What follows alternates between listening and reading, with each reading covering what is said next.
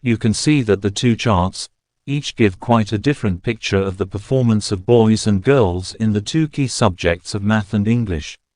It shows that in English, girls consistently outperform boys over a period of 6 years, achieving scores about 10% above their male peers. There is quite a different picture when we look at the math results with no real difference between genders in the results. What is the explanation for these key differences? To answer this question, researchers look at biological and cognitive factors, and a range of social factors. The interaction between these different components in early childhood development are seen as maintained and reinforced in the school context. And this leads to distinct gender patterns of behavior and skills with direct consequences for school performance and achievement. The ultimate uses of this evidence are to show that biological factors, such as patterns of cognitive developments, are closely linked to social factor, such as learned gender categories. These cognitive skills are learned both preschool and subsequently at school, supported by the responses of teachers, creating a reinforcement of patterns.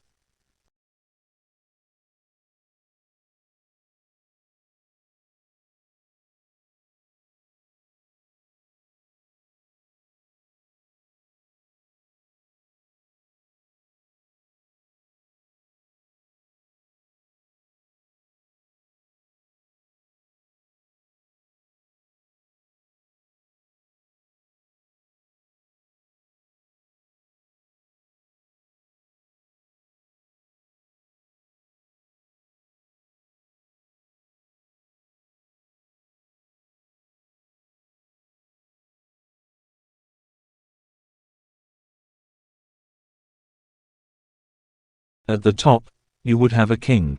Now the king would rule over a kingdom. Now, this is not so easy to govern, especially during the Middle Ages. And the king might owe many people, things, especially people who helped the king come to power, helped him depose the previous king or to conquer this land. And so in exchange for that and to help govern, he might grant land or feasts to other people. And the key currency in the Middle Ages under the feudal system, island. And land in exchange for loyalty and service. So this whole thing is a kingdom. Now right over here, this is a duchy. And a duchy will be controlled by a duke. I guess I didn't call it duchy because that just doesn't sound as serious.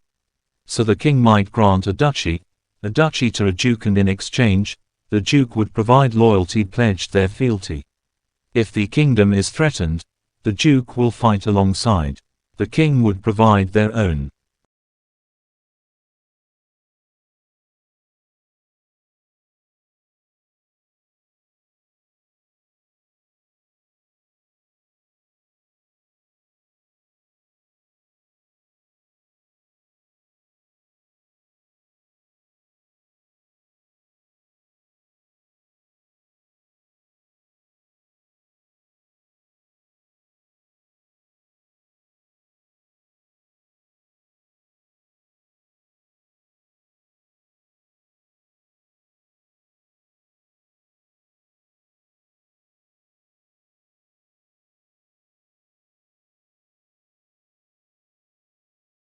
The authors reason that educators who already advocated for a lifestyle of comprehensive education that prioritizes academic success and stability in the emotion will be prone to take advantage of mindfulness.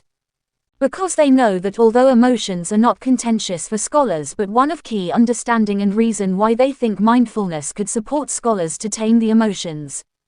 Consequently, these teachers will more likely to fit mindfulness into their teaching process as another regular activity rather than a side activity. The belief that happiness and emotional well-being are important increases their concern with out-of-work mindfulness, that in turn increases the chances of its success. Some teachers might have little personal experience or are simply not convinced that mindfulness is a thing. They will not have the same attitude towards the efficacy of mindfulness.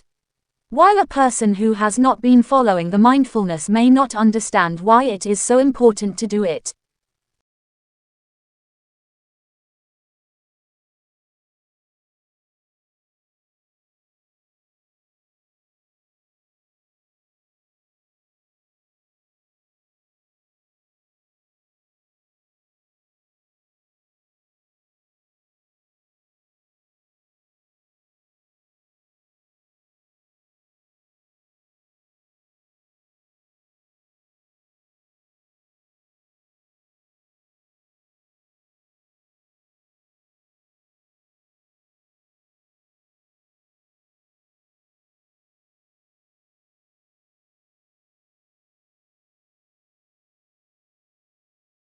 In the panorama of skills vital for success, emotional intelligence shines prominently.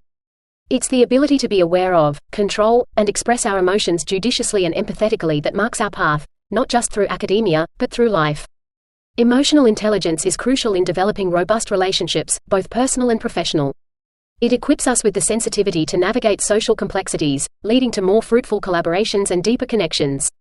Studies in organizational behavior find that teams with high emotional intelligence have increased effectiveness, higher job satisfaction, and better outcomes. Beyond interaction, emotional intelligence is integral to self-awareness. It allows us to reflect, understand our strengths and weaknesses, and pursue personal growth. This introspective aspect is not only a cornerstone for mental well-being but also a catalyst for academic and career success. As we march towards our future, let's invest in our emotional intelligence. It is this investment that will yield dividends in all facets of our lives, forging paths to leadership and fulfillment.